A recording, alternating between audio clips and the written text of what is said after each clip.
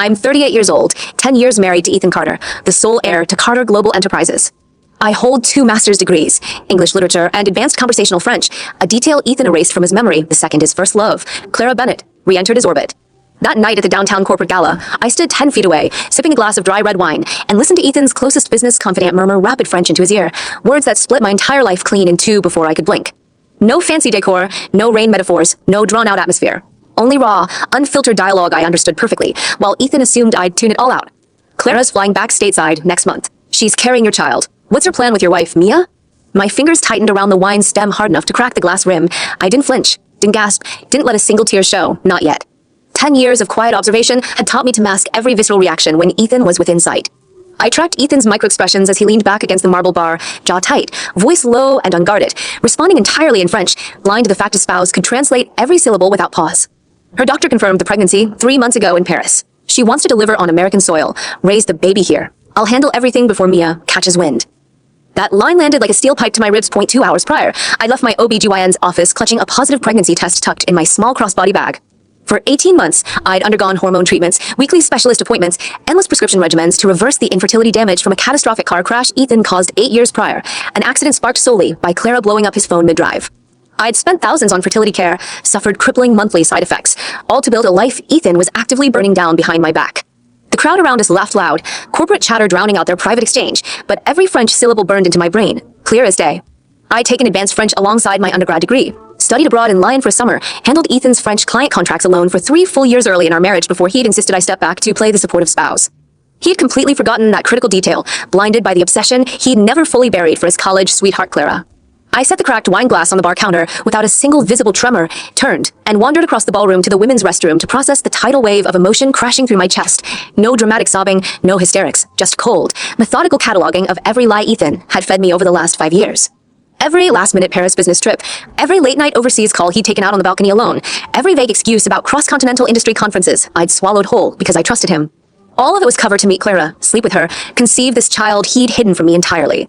I stared at my reflection in the restroom mirror for 90 seconds flat, dissecting my own internal shift step by step, tracking the exact order my emotions unraveled. First, crushing gut-wrenching grief over the baby I'd just conceived that would never grow up in a loyal household. Second, boiling rage at the repeated betrayal, compounded by the trauma of the crash that stole my first child. Third, icy, calculating calm as I realized Ethan had handed me every piece of ammunition I needed to walk away with full dignity, zero regret, and all the leverage I'd ever require.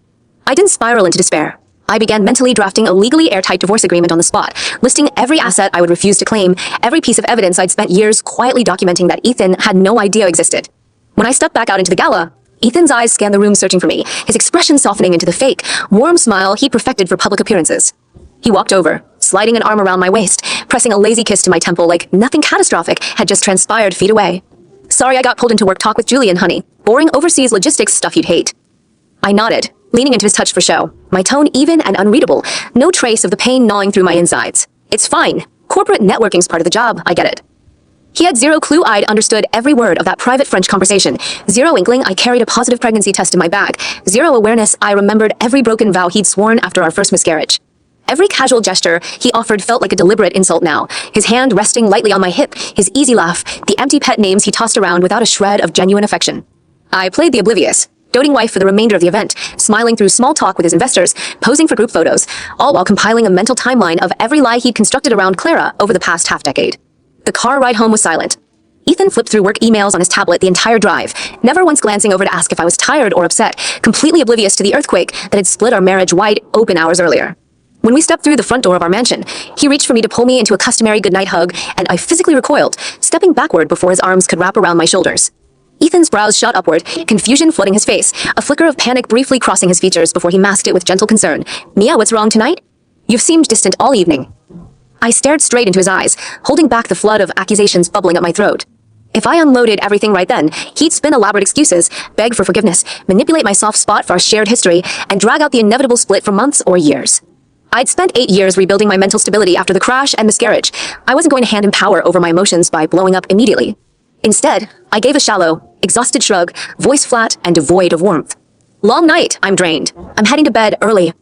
He didn't push the subject further, simply nodding and wandering off to the in-suit bathroom to shower. I lay rigid on my side of the king mattress the second he slid under the covers, listening to his slow, steady breathing as he fell asleep within minutes, completely untroubled by the dual pregnancies hanging over our broken marriage. I stayed awake until sunrise, replaying every painful memory sequentially, mapping out the full backstory of how I'd ever fallen for a man who'd never fully let go of his first love. I first crossed paths with Ethan Carter at a university alumni charity gala when I was 28, him 32. Back then, he just ended a brutal 3-year relationship with Clara, who'd abandoned him without wanting to accept a prestigious fashion design residency in Paris, cutting off all contact overnight. A mutual college friend connected us over dinner after the event, and I watched Ethan sit quiet and hollow through the entire meal, grief weighing heavy on every feature. My empathy pulled me toward him instantly. I'd always hated watching people drown in loneliness, a core personality trait Ethan would later exploit repeatedly to manipulate my loyalty. Over the next 12 months, I showed up consistently, no grand gestures, just quiet support. I brought him homemade soup during flu season, sat with him through late nights, sorting his late father's business paperwork, listened for hours as he ranted about Clara's sudden departure, without judgment. I never pressured him to move on, never demanded he reciprocate my growing feelings. I simply let him heal at his own pace. That patience broke down his walls completely. One rainy Tuesday evening in his downtown office, he grabbed both my hands, his gaze sharp and sincere, no performative charm, just raw vulnerability I'd never seen from him before. Mia, you're the only person who's ever cared about me without wanting something from the Carter fortune that I don't know if I can fully love anyone yet, but I want to try with you. Will you give us a shot? I threw my arms around him without hesitation, utterly convinced I'd found my forever partner. I made a heartfelt promise that night, fully meaning every word. I'll stand by you through everything. My love won't fade, no matter what obstacles come our way. Ethan squeezed me tight, pressing a kiss to the top of my head, his voice thick with gratitude. You lit up every dark corner of my life I thought was permanent. I'm gonna spend every single day learning how to love you the way you deserve. For our first 2 years dating, he kept that promise faithfully. He planned weekend trips to mountain cabins, surprised me with small, thoughtful gifts for every minor milestone, cleared his schedule weekly for dinner dates, sat through every foreign film I picked without complaint. We rarely fought, communicated openly about our fears and future plans, and both agreed we wanted children as soon as we tied the knot. Our wedding was a small, intimate beach ceremony with 50 close guests, 0 over-the-top corporate fanfare. Ethan claimed he only cared about celebrating our bond, not performing wealth for strangers. The first 2 years of marriage mirrored our dating era perfectly. We cooked dinner together weeknights, binged old films on weekends, traveled to coastal towns every holiday, split household chores evenly, and discussed fertility plans constantly, eager to start a family. The shift started slow, subtle enough I brushed it off as growing professional pressure, blinded by my commitment to trust him fully. Business trips overseas multiplied rapidly, mostly Paris-based textile industry summits, each stretch lasting 6 to 8 weeks at a time. When he returned home, he was physically distant, distracted, short-tempered, and avoided deep conversation about his time abroad.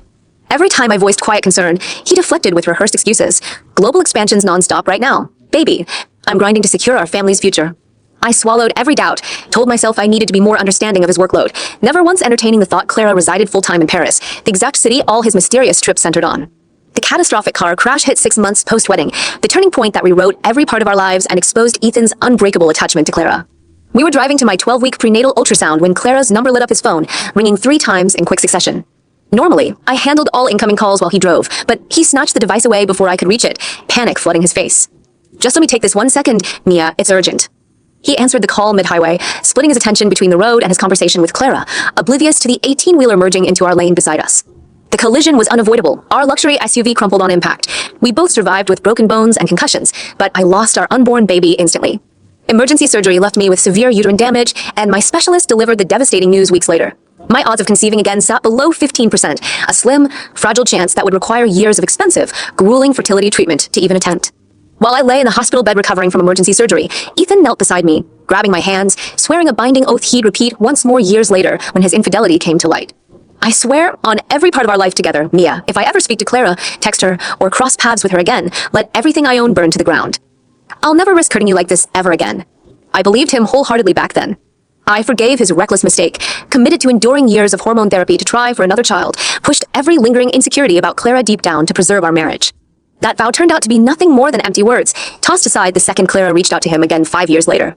I sat awake until sunrise that night, clutching the positive pregnancy test hidden inside my nightstand drawer, replaying every French word I'd overheard at the gala, every broken promise Ethan had made, every painful scar the crash, and the scarage left behind. I'd spent 10 years building a life around a man who'd never stopped pining for his first love, who'd fathered a secret child overseas while I fought tooth and nail to carry our own baby. I knew what I had to do the second sunlight peeked through the bedroom curtains. I would draft a complete, unnegotiable divorce agreement, hand it to Ethan at his corporate headquarters first thing that morning, walk away without demanding a single dollar of his family's fortune, and terminate the fragile pregnancy growing inside me before it tied me permanently to a man who destroyed every piece of my trust. Ethan rolled over beside me, still asleep, completely unaware I held proof of 2 separate pregnancies, proof of his secret affair, proof every vow he'd sworn to protect me had been shattered irreparably. He thought he controlled every piece of the story, thought I remained blind to his double life. He didn't know I'd already recorded every single questionable overseas call, logged every suspicious trip to Paris, and documented every microexpression that revealed his lingering obsession with Clara for 3 full years. The real reckoning hadn't even started yet. I woke up at 6 a.m. sharp the next morning, long before Ethan's alarm went off. I skipped the casual loungewear I usually wore around the house, selecting a tailored burgundy midi dress I'd purchased for high-stakes board meetings years prior. Ethan hated heavy makeup on me, always saying he preferred my bare face, so I applied full, sharp professional foundation, winged liner, matte crimson lipstick, a deliberate rejection of the soft, unthreatening version of myself I performed for him for a decade. I stared in the bathroom mirror for 2 minutes, internalizing a critical truth. I didn't need his love to have worth, didn't need his wealth to survive, didn't need to beg for loyalty from a man who'd given his heart to someone else long ago. Every trace of the forgiving, accommodating wife faded away in that mirror reflection. The woman staring back was cold, unyielding, ready to cut every tie without hesitation. I logged onto my home office laptop, pulled up a legally vetted divorce template my trusted estate lawyer had shared with me months prior, a precaution I'd quietly put in place after noticing Ethan's increasingly erratic travel patterns, a detail he never suspected. I filled out every section meticulously, listing 0 spousal support requests, 0 claims to Carter Global stock, 0 demands for the mansion, luxury vehicles, designer jewelry, or vacation properties he'd gifted me over the years. The only clause I included was full waiver of all marital assets. I'd entered this marriage for companionship, not money, and I intended to leave the exact same way, unburdened by his fortune. I printed 3 signed physical copies, folded them neatly inside a leather portfolio bag, grabbed my crossbody holding the positive pregnancy test, and drove alone to the downtown Carter Global skyscraper without waking Ethan to say goodbye. His personal executive secretary, Lena, greeted me at the glass lobby entrance with her usual warm, familiar smile, completely oblivious to the nuclear confrontation about to unfold inside the C-suite office. "Good morning, Mrs. Carter. Mr. Carter just wrapped his 7 a.m. investor call. He's free for the next hour if you'd like to head straight back." I forced a thin, polite smile, nodding once, and walked past her desk down the marble hallway to Ethan's corner office without small talk, skipping our customary casual chat about weekend plans. Lena's brow creased slightly at my stiff body language, but she didn't stop me. 10 years of being the CEO's wife granted me unrestricted access to every floor of the building. I pushed open Ethan's office door without knocking, portfolio clutched tight in one hand. He glanced up from his mahogany desk, surprise flickering across his face when he spotted my formal, made-up appearance, a confused grin tugging at his lips as he pushed his rolling chair back to stand. "Mia, what a lovely surprise. You never drop by unannounced during work hours. What's the occasion with a fancy dress and makeup? You look incredible." I didn't acknowledge the compliment, didn't soften my posture, didn't meet his warm gaze with any trace of affection. I walked straight to his desk, slid the 3 printed divorce agreements across the polished wood surface, and stepped backward 2 paces to create clear physical distance between us. Ethan's smile dropped instantly, his eyes flicking down to the bold, marital dissolution agreement, header printed across the top page, color draining from his cheeks in real time. He snatched one copy off the stack, skimming the opening paragraphs fast, hands starting to shake slightly as he processed every line waiving all financial claims. When he finished scanning the first page, he lifted his head to stare at me, voice tight with stunned disbelief, a mix of anger and panic bubbling up in his tone. "What is this? Are you joking right now? Our marriage is fine. We don't need divorce paperwork dropped on my desk out of nowhere." I kept my tone steady, neutral. No raised voice, no dramatic outbursts. Every word calculated to chip away at his carefully constructed lies without letting my own grief take control of the conversation. "I'm not joking, Ethan. I don't love you anymore. Sign the papers, and we'll finalize everything through my lawyer by the end of next week." He rounded the desk in 2 long strides, reaching out to grab my wrist, desperate to pull me into an embrace like he always did when conflict arose between us. I ripped my arm free hard enough to stumble back, putting a full yard of space between our bodies, my stare unwavering as I delivered the blow that unraveled his entire false narrative. "Don't touch me. I spent 3 years studying conversational French at university, handled all your French client contracts solo for years before you told me to step back. I understood every word Julian whispered to you at the gala last night. I know Clara's pregnant with your child. I know every Paris business trip was just cover to meet her. I know every vow you swore after our miscarriage was nothing but empty air." Every ounce of color vanished from Ethan's face the second those words left my mouth. He had completely erased my bilingual skill set from his mind, convinced himself he could hold secret French conversations right in front of me without consequence, and the realization crashed over him all at once, visible in his wide, panicked eyes. He lunged forward again, wrapping both arms around my torso before I could dodge, holding me tight against his chest while I fought to break free. "Mia, listen to me, please. This was a one-time, terrible accident. Nothing more. I ran into Clara by pure random chance in a Paris hotel lobby 2 years ago. We'd both been drinking too much at the industry mixer, and one stupid mistake spiraled out of control. She means nothing to me. You're the only woman I truly love." I drove both palms hard into his chest to shove him backward, putting more distance between us, the weight of years of repressed hurt finally surfacing in my voice, sharp and unflinching. A one-time accident doesn't result in a 3-month pregnancy and 5 years of repeated overseas visits.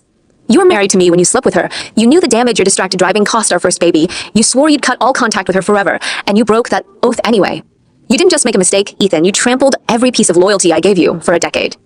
Desperation leaked into every syllable he spoke, his voice cracking as he tried to rationalize his betrayal, revealing the cold, transactional mindset he'd hidden from me entirely. I know I messed up irreparably, and I'll spend the rest of my life making this right. Clara's doctor confirmed she physically cannot undergo an abortion. Terminating the pregnancy would kill her. She's promised to return to France permanently after she gives birth. She won't interfere with our life together at all. Once the baby arrives, I'll bring the child home to raise with us. No contact with Clara ever again. Mia, your fertility specialist warned us your odds of conceiving are minuscule. Carter Enterprises needs a legitimate heir to carry the family name forward. That single sentence split my composure open, every repressed memory of my miscarriage and brutal fertility treatments flooding to the surface, my tone sharpening with unmasked fury, no more calm restraint holding back my pain. You dare bring up my infertility after you're the reason I lost our first baby? Do you remember the 12-week ultrasound appointment we were driving to when you took Clara's call mid-drive and crashed our SUV? Do you recall the emergency surgery that left my reproductive system permanently damaged? I've endured 18 months of hormone shots, weekly specialist visits, crippling mood swings, thousands of dollars in medical bills, all praying for a second chance at a baby, and you're over here plotting to raise your secret mistress's child as our heir like I'm supposed to pretend none of this betrayal happened? His mouth fell open, no retort ready to counter my accusation, guilt flooding every feature as he realized I hadn't forgotten a single detail of the trauma he'd inflicted on me years prior. I grabbed the silver pen sitting on his desk, pressed it roughly into his palm, pushing the stack of divorce agreements closer to his chest. I don't want a single cent of your family's company, your real estate portfolio, or any of the luxury gifts you've ever bought me. Let's end this marriage clean, with dignity for both of us. Sign the papers. He dropped the pen onto the desk floor, wrapping his arms around me again in a vice grip I couldn't break loose, begging through quiet, shaky breaths. If you hate the idea of raising Clara's baby with us, I'll hire private caregivers to house the child off-site in a separate estate an hour outside the city. We never have to interact with the baby or Clara at all. Just don't file for divorce, Mia. This is the only time I've ever betrayed you. I'll never repeat this mistake again. I swear to you, I only love you. I stopped fighting against his hold, letting my body go rigid in his arms, speaking in a low, hollow whisper that cut through his desperate pleas, referencing the sacred oath he'd broken twice now. You swore the exact same promise after our miscarriage. Ethan, that's the second binding vow you've discarded for Clara's sake. I don't want to carry hatred for you for the rest of my life. Sign the paperwork, and we can part ways without bitter legal battles dragging on for years. He stood frozen for a full 30 seconds, staring down at the divorce contracts spread across his desk, weighing his options. I watched the calculation flicker across his face. He weighed losing me against the burden of a secret illegitimate child, briefly considered manipulating me into staying, then finally surrendered, bending to pick up the silver pen from the carpet. He signed every copy of the agreement slowly, signature heavy and deliberate, silence hanging thick in the office as he completed each page. I grabbed my portfolio with the signed divorce papers tucked inside, turned without a single parting glance, and walked straight out of Carter Global headquarters, ignoring Lena's confused, questioning stare at the front lobby desk. I drove home in complete silence, mentally mapping my next irreversible step. I needed to visit my OBGYN's clinic to terminate the fragile new pregnancy growing inside me, the last living link tying me to Ethan and his broken promises.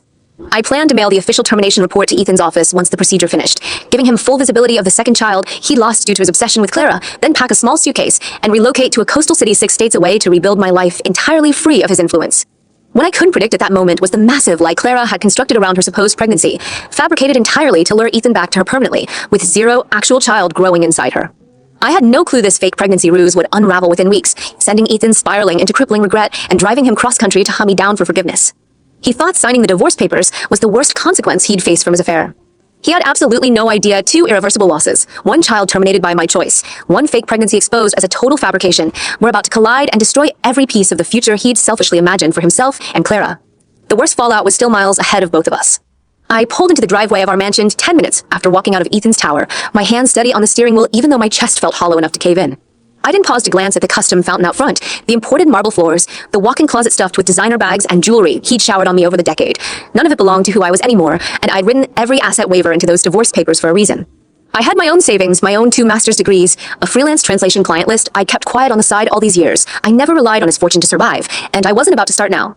I grabbed a duffel bag from the guest bedroom closet, tossing only my essential clothing, medical records, laptop, and a small lockbox holding personal legal documents inside it. I left every diamond necklace, every luxury watch, every designer gown, every car key, every deed to our vacation beach house exactly where they sat. I didn't leave a single note for Ethan on the kitchen counter, no explanation, no final goodbye. Once the divorce was filed, my lawyer would handle all formal communication from that point forward. Every trace of the wife he knew stayed locked inside these walls. I was walking out as just Mia Hale, the girl I'd been before I met Ethan Carter. Before I locked the front door behind me, I pulled the positive pregnancy test out of my crossbody bag and stared down at the faint double line printed on plastic. 18 months of hormone injections, weekly blood draws, crippling insomnia from medication side effects, endless doctor consultations. All of that suffering for a baby that would never grow up in a home split open by a secret mistress and a fake overseas pregnancy. I slid the test into an envelope marked with Ethan's corporate address, tucked into my bag alongside the signed divorce copies, and drove straight to my OBGYN's clinic across town. The waiting room was quiet, soft white lighting, low-volume instrumental music playing overhead. I checked in at the front desk without hesitation, gave my insurance information, and sat on a plastic chair scrolling through old translation client emails to keep my mind from spiraling into grief. I didn't cry, didn't second-guess my choice. If I carried this baby to term, every time I looked at its face, I would see Ethan's betrayal, the ghost of the first child we lost in that highway crash, the lie Clara had spun to tear our marriage apart. Bringing a child into a world built on broken vows and unending heartbreak was cruelty I couldn't subject an innocent life to. This termination wasn't anger-driven retaliation. It was mercy for the baby and for myself. The nurse called my name 20 minutes later, leading me back to a cold exam room lined with medical charts and ultrasound equipment. MY doctor, DR. Reed stepped inside a minute after I climbed onto the exam table, her expression gentle but professional. She'd walked me through every step of my fertility journey for nearly 2 years. She knew the full story of the car crash, the uterine damage, the slim odds I'd ever conceive again. She'd been the one to hand me that positive test just yesterday, bright with quiet hope for me back then. Now she watched my blink, an emotional face, and recognized the shift instantly. Mia, you don't look anything like you did yesterday. Did something devastating happen? I folded my hands across my stomach, voice flat and unwavering, no shaky cracks or suppressed sobs to give away how much this hurt underneath my calm exterior. I found out my husband has a mistress living in Paris who claims she's carrying his child. We signed divorce papers this morning. I can't bring this baby into a broken family where its father already prioritizes another woman and a separate pregnancy over us. I want to move forward with the termination today. Dr. Reed's brows pulled tight, a flicker of sympathy crossing her features, but she didn't lecture me or push me to reconsider. She knew my trauma, knew how deeply Ethan's past mistakes had scarred me. She walked me through the full procedural risks, the recovery timeline, the hormonal crash I'd likely face in the weeks after, and asked 3 separate times if I was certain this was the choice I wanted to lock into place forever. Each time, I answered yes without pause. The procedure itself passed in a blur of sterile medication, dimmed lights, and quiet medical staff moving around me. I kept my eyes fixed on the ceiling the entire time, one hand resting lightly over my abdomen, silently apologizing to the tiny life I couldn't protect from a father who'd already abandoned our family for another woman.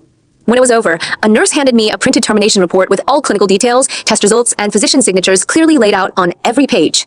I folded it neatly and slid it into the same envelope holding the positive pregnancy test, sealing it shut with glue before I left the clinic building. I drove straight to a postal hub on the edge of the city next, paying for priority overnight shipping to Ethan's office address, no return label listed on the outside of the envelope.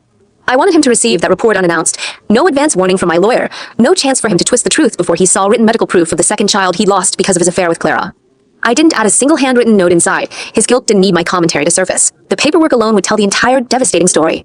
With the envelope mailed and irretrievable, I headed to the interstate highway, setting my GPS for a small coastal city 6 states south, a quiet tourist town I'd visited alone on a freelance translation work trip 2 years prior.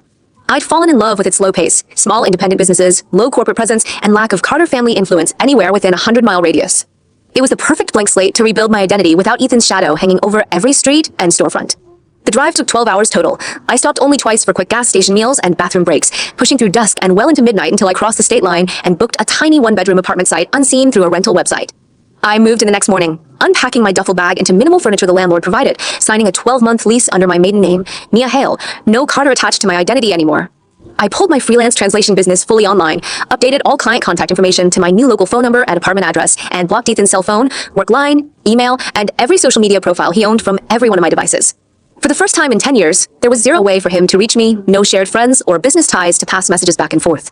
For the next 6 weeks, my life settled into a quiet, uncomplicated rhythm I hadn't known existed during my marriage. I woke up early to translate legal and literary French manuscripts for international clients, walked the coastal boardwalk each evening as the sun set over the ocean, cooked simple meals for one, read stacks of books I'd never had time for while managing a CEO's household full-time.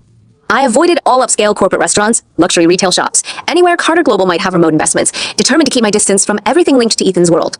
I let myself heal, slowly processing the dual loss of my marriage and my second baby, without the constant stress of Ethan's lies lingering within arm's reach. I truly believed I'd escaped his orbit permanently, that he'd move on to Clara and forget I ever existed. That illusion shattered completely on a rainy Tuesday evening at the end of week 6. I finished my last translation draft for the day, locked my laptop, grabbed my rain jacket, and headed down the apartment complex staircase to grab groceries from the corner market.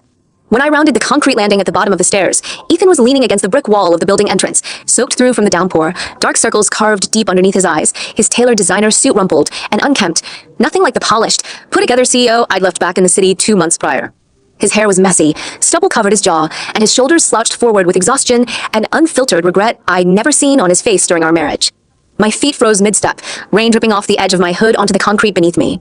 I hadn't told a single soul where I was relocating, cut all mutual friends out of my contact list, wiped every location trace from my social media.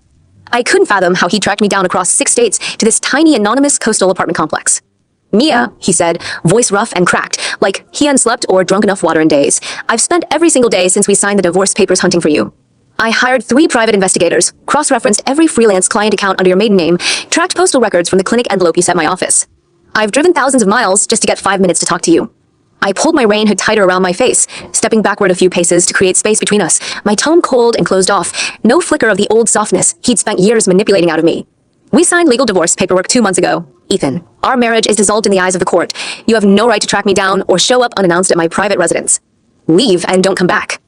He pushed off the brick wall and took one slow step forward, hands raised in a placating gesture like he was approaching a spooked animal, desperation thick in every word he spoke.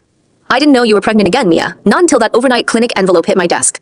If I had any idea you were carrying our child when I signed those papers, I never would have put pen to paper, I swear it. Why did you terminate our baby without talking to me first? A sharp, bitter laugh escaped my throat before I could hold it back, all the suppressed trauma and rage bubbling up to the surface after weeks of quiet reprieve.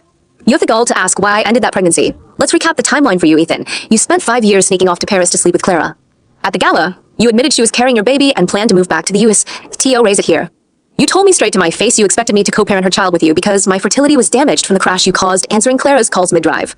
I spent 18 months enduring brutal hormone treatments just to get that positive test, and within hours of finding out I was pregnant, I learned you already had a secret family waiting for you. What exactly did you expect me to do? Carry that baby to term while you split your life between me and Clara's supposed child? Ethan's knees buckled slightly, and he sank down onto the wet concrete sidewalk, head buried in both palms, his entire frame shaking with quiet sobs I'd never witnessed from him in a decade together. Up until this moment, he'd always maintained a rigid mask of composure and control, even during our worst marital fights. Seeing him break completely sent a strange, hollow sadness through me. Not longing, not forgiveness, just sorrow for the life we could have had if he'd never clung to Clara all those years. I've replayed every stupid choice I made 100 times a day since your termination report arrived, he mumbled into his hands, voice muffled by his fingers. I lost our first baby because of my carelessness with Clara's calls. I lost our second baby because I lied and cheated and let my stupid obsession with my college sweetheart blind me to everything good standing right in front of me. I'd give every share of Carter Global, every property I own, just to turn back time and erase every trip I took to Paris, every conversation I shared with her. He lifted his head, red-rimmed eyes locked onto mine, raw pleading written across every feature, and stretched one hand out toward my ankle, silently begging me to let him touch me again. Give me one chance to fix this, Mia.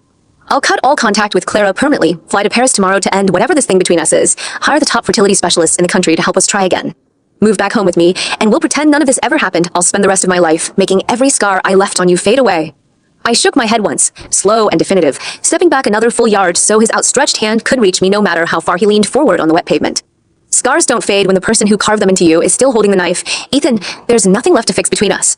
Leave this apartment complex, don't hire more investigators to stalk me, and stop wasting your time chasing someone who already walked away for good. I turned to head back up the concrete staircase toward my apartment door, ready to lock myself inside and block out his pleas entirely. Before I could take a single upward step, he shot to his feet and wrapped one firm hand around my upper arm, stopping me cold in place. I wrenched my arm free with all my strength, twisting hard enough that I lost my balance and crashed onto the slippery concrete steps, my rain jacket skidding across the damp surface beside me. Ethan lurched forward instantly to grab my elbow and pull me upright, panic flooding his expression, but I shoved both palms hard into his chest, sending him stumbling backward into the brick wall again. My voice cracked with emotion for the first time since the gala night, sharp and loud over the pounding rain hitting the pavement around us. Don't touch me, I don't want your hands on me. I don't want your apologies. I don't want your empty promises. Every word you're saying now is just another lie to manipulate me into forgiving your betrayal. He stood frozen against the wall, rain streaming down his face, mouth open like he had 100 more desperate pleas lined up to spill out. I didn't wait to listen to another one. I scrambled up the remaining stairs, unlocked my apartment door, slammed it shut behind me, and twisted the deadbolt tight. I leaned my back flat against the solid wood, listening to Ethan's muffled voice call my name over and over through the thin hallway wall outside, his begging growing weaker as the hours stretched on into the night. Tears finally slipped down my cheeks then, quiet, exhausted sobs I'd held locked inside for 2 full months, grief for 2 lost babies, grief for the 10 years I'd wasted loving a man who never chose me fully. I stayed pressed against my front door for nearly an hour, listening to Ethan's quiet, broken pleas echo through the hallway outside my apartment, before the sound of his footsteps finally faded away down the concrete stairwell. I assumed he'd driven back to his city hours later, defeated by my refusal to entertain any form of reconciliation, ready to return to Clara and build the life he'd once imagined with her. I had no idea the biggest lie at the center of all this chaos hadn't even been revealed to me yet. Clara's supposed Paris pregnancy was a complete fabrication, a calculated scheme she'd crafted solely to lure Ethan back into her orbit. Ethan was already days away from uncovering her fraud, and the devastating realization that he destroyed our marriage, lost 2 children, and chased me cross-country for a woman who'd never even carried his baby would unravel every piece of his false reality entirely. He thought the termination report and my permanent disappearance were the worst punishments he'd face for his infidelity. The truth about Clara's fake pregnancy would hit him far harder than any loss I'd already handed him. I wouldn't find out about that massive deception for another month, but Ethan was already marching straight toward that catastrophic revelation, blind to the lie that had burned our whole marriage to the ground. The next layer of this nightmare was only days from unraveling completely. I let 3 full weeks pass after Ethan showed up pounding on my apartment hallway door, and I didn't spot a single trace of him anywhere in the small coastal town during that window. I'd triple-locked my deadbolt every night, blocked every possible number he could reach me from, and rearranged my daily schedule to avoid the main road where he'd parked his luxury sedan that rainy evening. Slowly, the tight knot of anxiety coiled and my chest loosened. I convinced myself he'd accepted my final refusal, flown back to Paris to reconcile with Clara, and abandoned any hope of winning me back. I resumed my steady routine of freelance French translation work, evening beach walks, quiet home cooking, and weekly therapy sessions to unpack the trauma of my 2 lost pregnancies and shattered decade-long marriage. What I didn't realize was that Ethan had already uncovered Clara's enormous, manipulative lie mere days after he'd driven away from my apartment complex, soaking wet and heartbroken, and that discovery had broken him far more deeply than the termination report I'd mailed to his office ever could. The full story trickled to me indirectly through a casual group chat with the wives of Ethan's old business partners, women I'd kept loose social media ties to purely for industry translation networking, people I'd never once shared my personal marital breakdown with. One Tuesday afternoon, scrolling through unread messages while waiting for a client manuscript to upload, I read the entire twisted timeline of Clara's fake pregnancy, laid out piece by piece without me having to press anyone for details. After we signed the divorce papers, Clara flew into the United States exactly as she'd promised Ethan she would. He'd cleared his calendar for a full week to pick her up at the international airport, ready to cater to every one of her supposed pregnancy needs, stock up on prenatal vitamins, reserve a luxury maternity suite at the city's top private hospital. When he pulled up to the arrival's gate, he found her pale, sluggish, clutching her stomach like she was battling brutal morning sickness. Every performance perfectly rehearsed to sell the lie she'd built for 5 years overseas. But Ethan's protective instinct spiked the second he saw how gaunt and unwell she looked. Against her loud, desperate protests, he dragged her straight from the airport terminal into his SUV and drove her to the emergency maternity wing of his family's affiliated medical center, insisting on a full panel of blood work and an immediate ultrasound to make sure his child was safe. Cornered by hospital staff, formal medical testing, and Ethan's unshakable demand for concrete proof of her pregnancy, Clara couldn't keep the charade standing any longer. Once the ultrasound screen showed an empty uterus, no fetal heartbeat, no gestational sac whatsoever, she crumpled in the exam chair and confessed the whole scheme. She'd never conceived Ethan's child, had lied about the pregnancy entirely as a manipulative trap, counting on Ethan's lifelong soft spot for his college first love to drop his wife, abandon our life together, and commit fully to her once she claimed she carried his heir. Every story of nausea, every Paris doctor's note she'd forged, every mention of an unborn baby had been a fabricated ploy to steal Ethan away from me for good. Ethan didn't hold back his rage when the truth hit him. The partner wives recounted screaming matches that echoed through the hospital's waiting room, brutal accusations thrown back and forth between him and Clara, a complete collapse of the fantasy future he'd spent years daydreaming about with his old sweetheart. He realized instantly every terrible choice he'd made, all the Paris business trips, every secret late-night call, the promise to raise her non-existent baby alongside me, the hollow vows he'd broken twice over, had been triggered by a total fabrication. He'd sacrificed 10 years of loyal marriage, destroyed my chance at a second healthy baby, lost our first child to a distracted car crash sparked by her calls, all for a woman who'd never even been pregnant at all. That explosive hospital fight left Ethan furious, humiliated, and drowning in bottomless regret. He cut all financial support to Clara that same day, booked her a one-way return flight to Paris with zero extra spending money, banned her from ever contacting him or stepping foot on American soil again, and erased every trace of her contact information from every device he owned. Instead of settling into a life with the supposed mother of his child as he'd planned, he was left with nothing. No Clara, no secret baby, a dissolved marriage, 2 lost pregnancies he blamed solely on himself, and an empty mansion filled with every gift he'd ever bought for me that I'd abandoned without a second thought. It was that crippling cocktail of guilt and wasted sacrifice that drove him to hire teams of private investigators, track my postal records, trace my freelance client accounts, and hunt me down 6 states away in that tiny coastal apartment building 3 weeks prior. Reading the full extent of Clara's fraud left me with a strange, hollow numbness rather than triumphant anger. A small, bitter part of me wanted to laugh at how completely he'd been duped by the woman he'd always prioritized over me, but the larger, heavier emotion settling over me was profound sorrow. Every wound I'd endured over the past year had been for a lie that didn't even exist. I'd grieved our shared future, terminated my own much-wanted second pregnancy, walked away from a decade of love, all because Clara had manufactured a fake baby to feed her own greed for Ethan's wealth and status. I closed the group chat tab immediately, set my laptop aside, and stared out my apartment window at the quiet ocean stretching along the coastline, processing the weight of this new, massive twist in silence. I assumed once Ethan learned there was no baby waiting for him with Clara, he'd eventually accept that he'd lost me permanently and retreat back to his corporate empire to rebuild his life alone. I thought the rain-soaked confrontation outside my apartment had been his last desperate attempt at reconciliation, and that the revelation of Clara's deception would only make him more aware of how irreparable the damage between us truly was. I was entirely wrong about his next move. He was about to weaponize his billions to trap me back into his orbit, whether I consented to contact him or not. 1 month after that rainy stairwell argument, I arrived at my small local translation agency office bright and early for a mandatory quarterly staff meeting. The agency was an independent family-owned business with only 12 total employees. I'd taken the part-time and office role to balance steady in-person work with my remote freelance contracts, a quiet, low-profile job I'd chosen specifically because there was zero Carter global corporate footprint anywhere near the company's name or investor roster. When I pushed open the glass conference room door, every single one of my coworkers sat rigid in their plastic office chairs, eyes wide and nervous, glancing back and forth between the empty head chair at the front of the room and me as I walked in. Our regular agency owner, Mr. Hale, no blood relation to my maiden name, sat off to the side with his shoulders hunched forward, face drained of all color, like he'd just received catastrophic news he couldn't bear to share with the team. Before I could pull out a chair and sit down beside my desk neighbor, Mr. Hale cleared his throat loudly and addressed the entire staff, his voice shaky and defeated. Everyone, I need to deliver an unexpected company announcement this morning. Effective close of business yesterday, Carter Global Enterprises finalized a full acquisition of our translation agency. Mr. Ethan Carter now holds 100% ownership of every asset, client contract, and employee employment agreement under this roof. The air in the conference room went thin and suffocating instantly. Every pair of eyes locked onto me, all my coworkers silently connecting the dots between the new billionaire CEO and the last name Carter I'd spent months hiding to avoid questions about my past marriage. My blood ran cold in my veins as I processed what Ethan had done. He tracked down my place of work, dropped an undisclosed multi-million-dollar offer to buy the entire small agency outright, all just to force me into daily proximity with him, to strip away the quiet, anonymous safe space I'd built for myself hundreds of miles away from his mansion and corporate tower. It was calculated, invasive, and a blatant abuse of his wealth to manipulate my life against my clear wishes. I didn't waste a single second processing shock or sadness. I stood straight up from my halfway seated position, turned to face Mr. Hale, without a single waver in my tone, and delivered my resignation before Ethan could even open his mouth to address the team from the CEO's front chair. Mr. Hale, I formally submit my immediate resignation effective today. Full written resignation letter will hit your company email inbox within the next 5 minutes. I will wrap 0 ongoing client projects, and I am prepared to pay every contractual termination fee outlined in my employee agreement to release myself from this position without delay.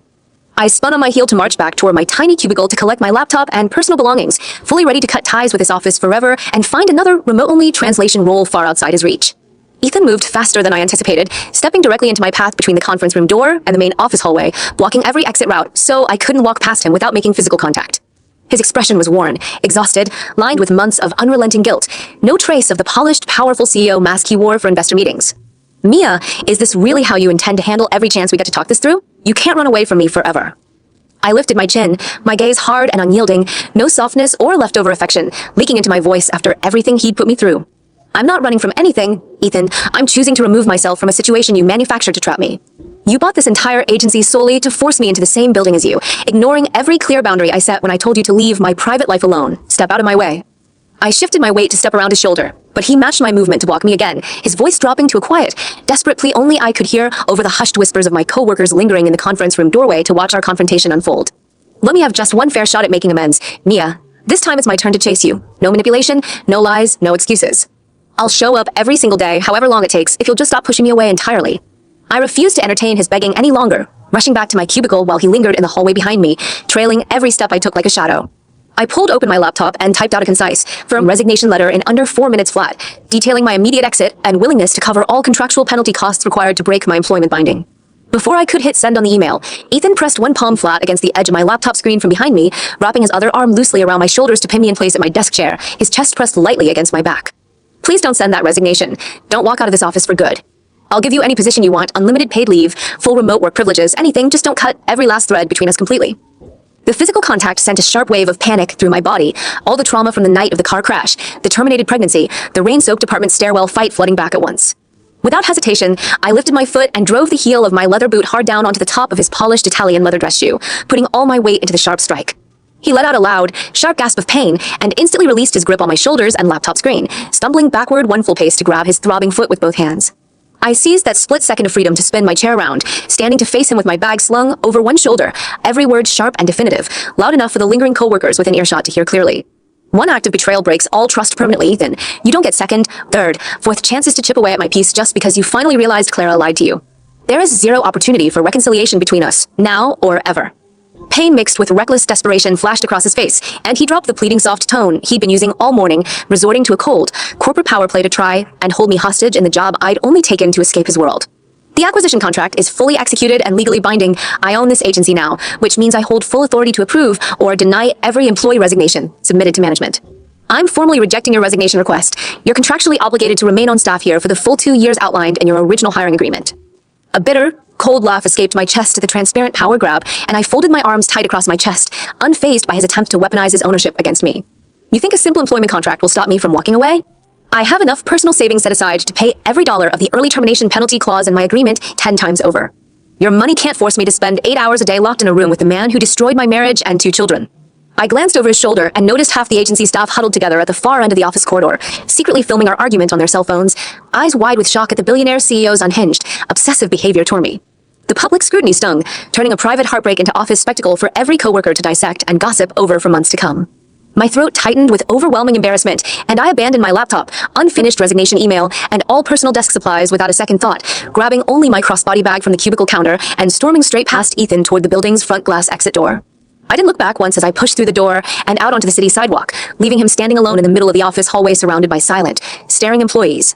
I expected human resources to email me within hours demanding payment of my contractual exit fee, prepared to wire the full penalties in the moment the invoice hit my inbox, but the message never arrived. 2 full business days later, I received a short, formal automated email from the agency's new corporate HR department under Carter Global letterhead, confirming Ethan had personally overridden all termination penalty clauses attached to my employment contract, fully waived all financial fees, and officially approved my resignation without any strings attached. He hadn't forced me to stay, hadn't demanded compensation, hadn't dragged out the exit process to punish me for walking away from his forced proximity, yet his quiet surrender didn't feel like mercy.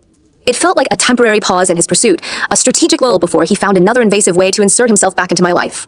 After handing in my official signed resignation paperwork remotely and confirming my employment was fully terminated, I packed up my small coastal apartment and drove back to the original city where our marriage had fallen apart, deciding running cross-country to hide was no longer a sustainable solution to Ethan's obsession.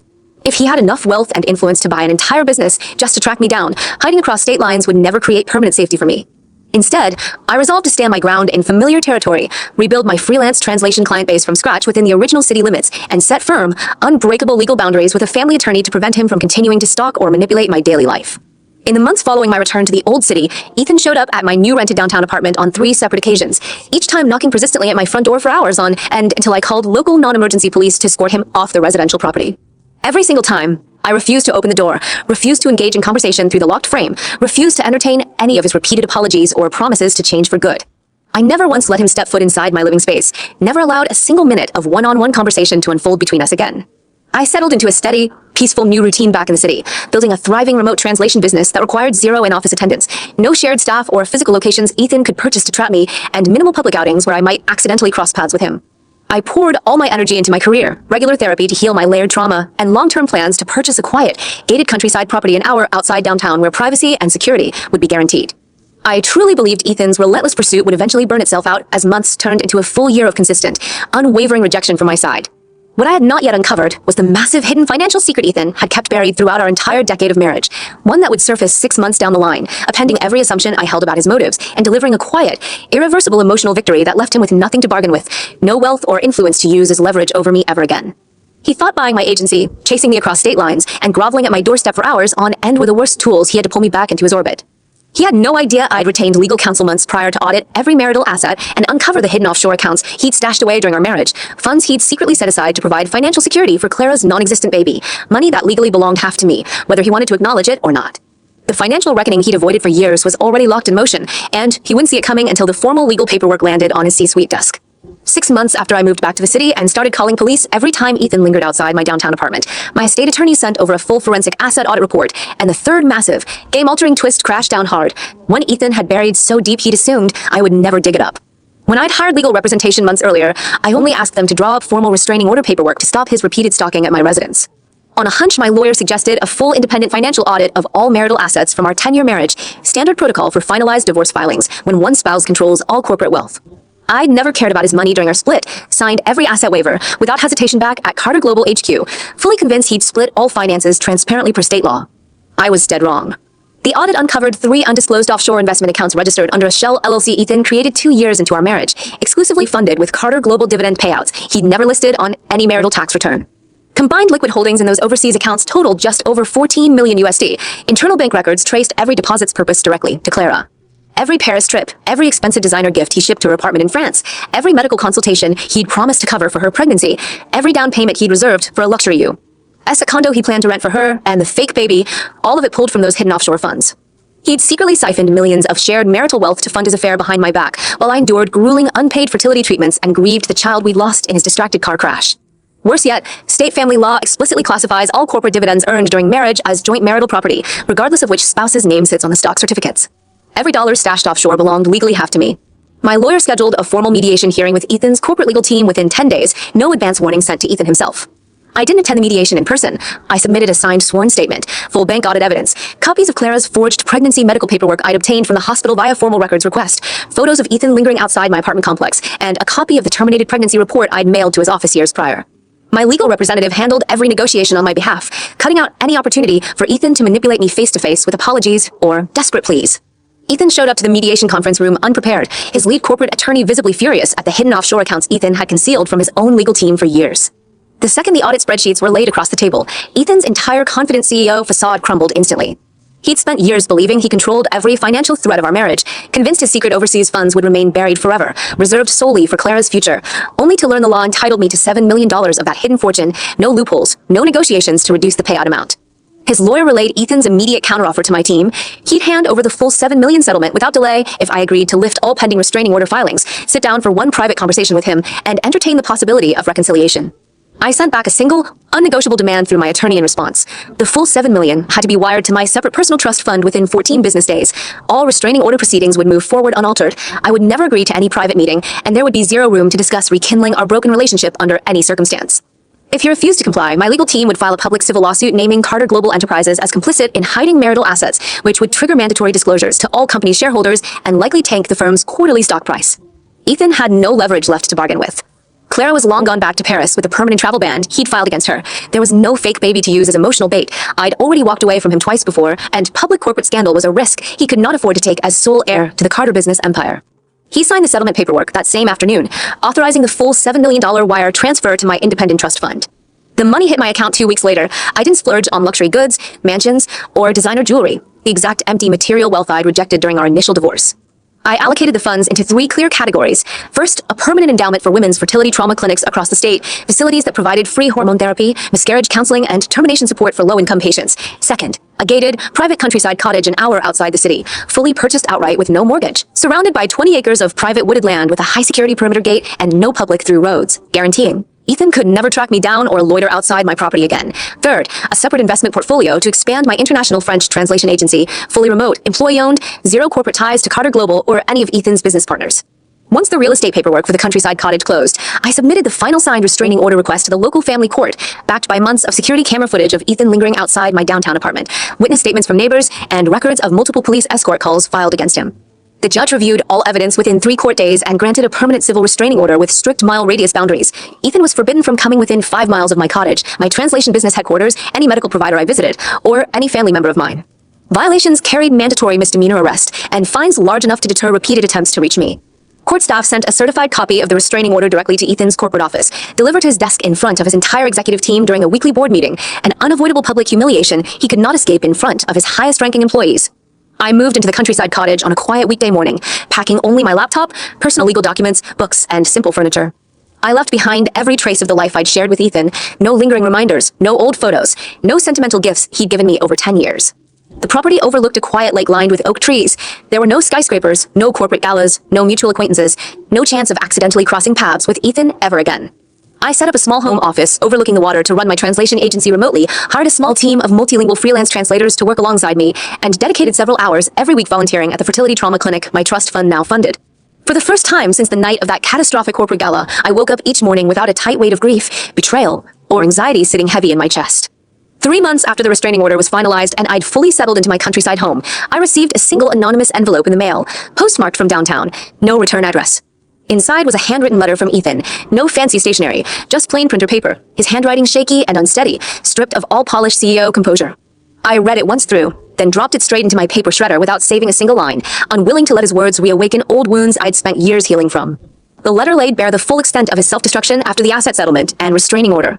He'd cut every social tie with his old business friends, stepped back from day-to-day operations of Carter Global, and handed most executive authority to his second-in-command, sold the mansion we'd shared for a steep loss, and rented a sparse downtown studio apartment with minimal furniture. He admitted he'd spent every night replaying every terrible choice he'd made.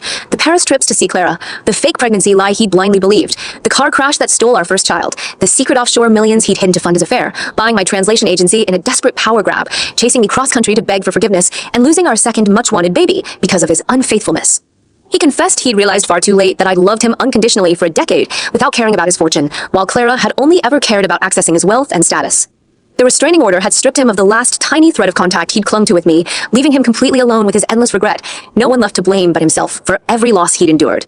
He closed the letter begging for just one brief reply, any sign I might one day forgive him.